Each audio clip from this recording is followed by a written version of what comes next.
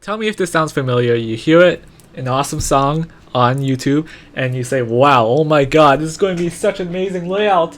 You're like, okay, you imagine the layout in your head, right? You imagine the layout in your head, and when you try to make the song, make the layout, it does not match the amazingness of the layout you imagine in your head. Wow, what the heck went wrong? Wow, it's kind of insane, but or like you imagine the perfect block deco, you can like even think about it in your head perfectly, imagine it perfectly, but when you try to make it, it turns out like garbage, like absolute garbage. Why is the reason? Well, luckily you discovered me, unfortunately or fortunately, I don't know, but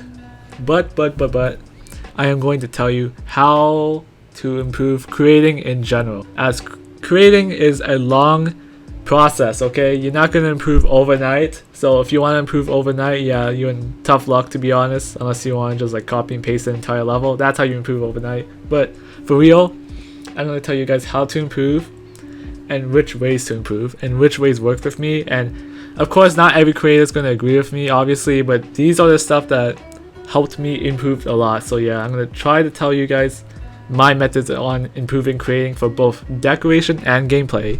So yeah, let's go.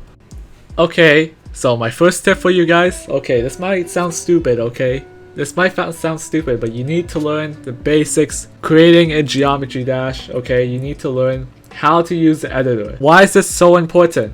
Why do you need to use editor? Well, because if you lack knowledge of using the editor, how are you going to create in the first place? Creative energy cannot be turned into a good level, because even if you can imagine the level, the amazing level in your head, how come you can't make it? It's because you don't know, you don't have the technical knowledge of creating a good level. You need to learn the editor, you need to learn how the colors work, how colors work properly, each gameplay mode works, how the physics works properly of each game. You don't need to know, like, you don't need to study this to a PhD or a major or whatever, but you need to know like the basics, okay? You need to know the basics. You don't need to learn every trigger or which every trigger does, because honestly, even myself, you know, I don't even know half of the triggers. I don't even know what half they do. I don't even know how to use them, but you need to learn the basics, okay? And a great way to learn the basics of the editor is just to go in the editor and just tinker around, just do whatever you want, you know, just do stuff, you know? It sounds stupid, but that's literally it, how you learn the editor. Just do stuff in the editor. If you're not feeling like it, if you want to like be led into the right direction, I recommend looking at Samifying's editor tutorial. It's amazing. You should check it out, and I'll link it in the description. I might make another editor tutorial, but yeah, please just check how to use the editor, please. For the love of God, you need to learn how to use the editor, because if you don't know how to use the editor, every other tip after this, you're gonna die. Figuratively, of course, yeah, but yeah, you need to know how to use the editor. Okay, great, you learned how to use the editor properly. Okay, what's next? Okay, awesome. Now you need to find your niche. What the heck is a niche? Well, a niche is something you are good at in creating. So a niche could be, for my niche is obviously glow style, that's my niche. For someone else, like, I don't know, like Knots or Zender game, their niche would be like modern, for example. So you need to find your niche, your creating style that fits you perfectly and that you're perfectly comfortable creating. Alright, this also counts with gameplay style as well, because gameplay, there's a variety of different gameplay styles. So how do you find a niche quickly? So you just try a variety of different styles. They don't have to be good at first, because, you know, you're not going to be like good at first, but you gotta find a style that you're perfectly comfortable building at. Even if that style's not good when you first try it, just go with it, okay? Because if it's the most easiest to build with, you might be able to improve extremely fast in it as well, because finding a niche is extremely important, not only because you spend less time trying to find out what you're good at, but also because you can focus on what you're good at. Don't try a variety of different styles and all build different styles at once. You need to focus on one style. Once you focus on one style, you can get really good at that style, and then once you're really good at that style, you can focus on other styles you want to try later. Okay, great, you found your niche. That's awesome, man. Yeah, nice handshake you got there. Okay, so how do you improve upon that niche, right? How do you improve upon that niche? It's relatively easy. So the best way to improve upon your niche is to experiment. Do not stay in your comfort zone forever. Experimentation is the single best way in improving in decoration or gameplay style as well. The reason why is because you're trying new things, and when you try new things, you might find something that's better than your old style. But when you experiment, prepare to be disappointed, as experimentation leads you to create a variety of things that vary in terms of quality. You might make something good once in a while, but the majority of the time when you experiment, you make something worse. But when you make an objectively better design or gameplay compared to your old style, just go with it. That means you experimented successfully. As long as you keep experimenting and finding a better style to your previous style, it is good. Always experiment. And a good way to experiment, in my opinion, is just to make short test levels, where you can just make these random levels in order to experiment a new gameplay style or a new building style. And yeah, and once you create a new style, and once you find a new style that's superior to your older style, another good way of experimenting is by trying to take inspiration from other creators. So I'm going to list some creators in the description that are great for each style, each major style. You know, taking inspiration from creators that are better than you is probably the best thing you can do. Okay, after experimenting, you found something that's great. Okay, my next step is extremely important. These next few steps are going to be very important, so hear out. Open your ears and hear out. Okay, this step is talking about criticism, okay? And feedback as well. After you have a new design or a new gameplay style that you like and you're comfortable with that's better than your old design, try posting it on some creating Discord server like Geometry Dash creating Discord server. Those Discord servers help a lot with improving because they give you the people on there, albeit any type of person can give you either good or bad criticism. However, you need to always accept criticism. You need to bite the bullet and learn to accept criticism no matter what if you want to become a better creator. The reason why, some people have a personal bias towards their own builds, and you might think that you create the next godlike creation on earth, but like some people might disagree. And if they disagree, ask them to give you feedback on why they disagree. And once they give you feedback, no matter how harsh it is, okay, it might sound like bullying, that's fine. You gotta ask them why. How to improve the build or the gameplay, you need to ask them that no matter what. You gotta go in with an open mind. And if they give you feedback, even though you disagree with some of it, you have to accept the criticism. Most types of criticism are valid. If not, all types of criticism are usually valid, as long as they're constructive. Accepting criticism from others is mandatory into becoming a better creator, and you have to join a variety of different Geometry Dash Discord servers in order to improve. And frankly, it actually helped me improve a lot myself as a decorator. I used to be a trash decorator, but then I joined some Geometry Dash servers, mainly the public Geometry Dash server run by Pause.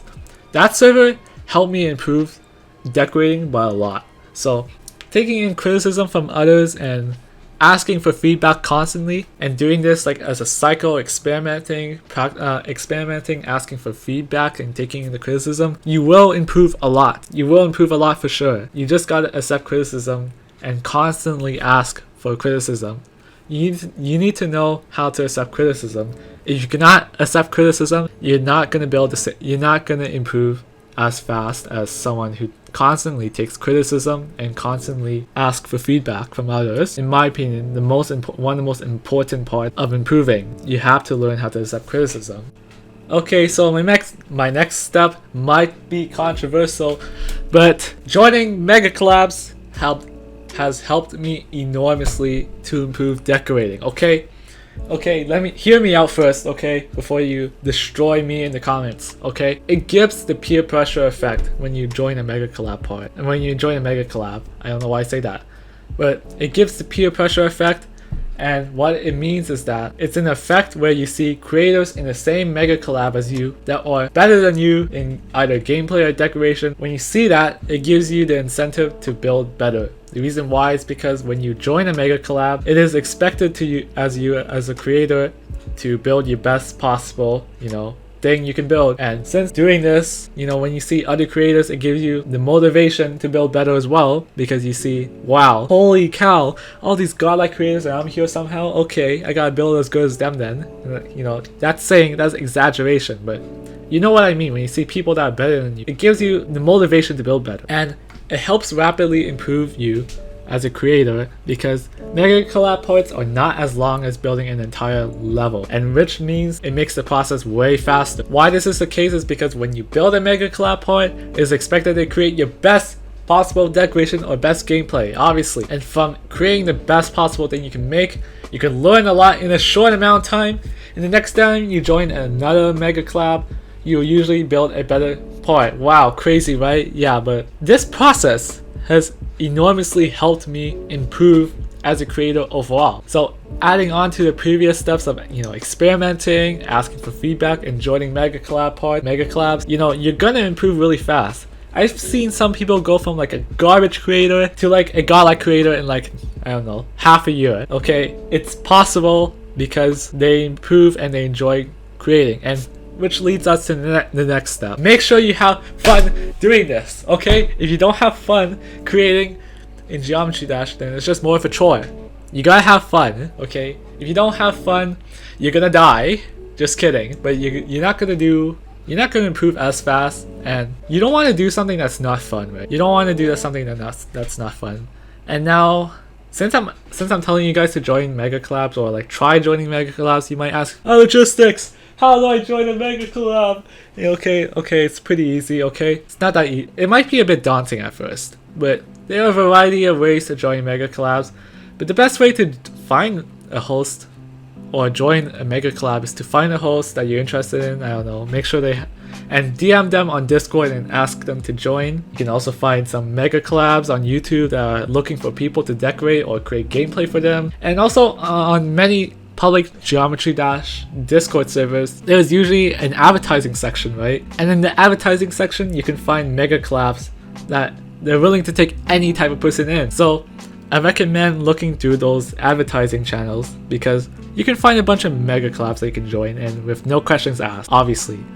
Besides like you showing your work, but that's one of the easy ways to find a mega collab to join. And eventually, once you get good enough, hosts will come to you asking you to create for them, which is one of the best feelings ever. That means you feel like you're invited to an exclusive club. You don't need to ask people to join anymore. So, but before that, you gotta ask people to join. That's really important. So yeah.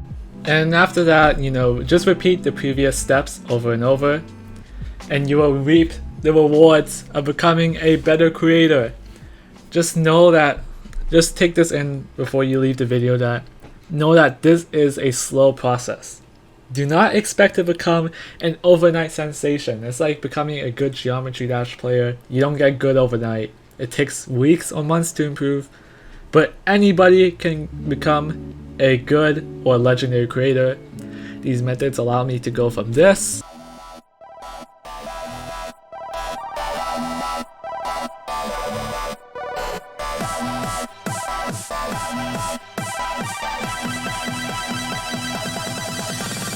second drop right now to this.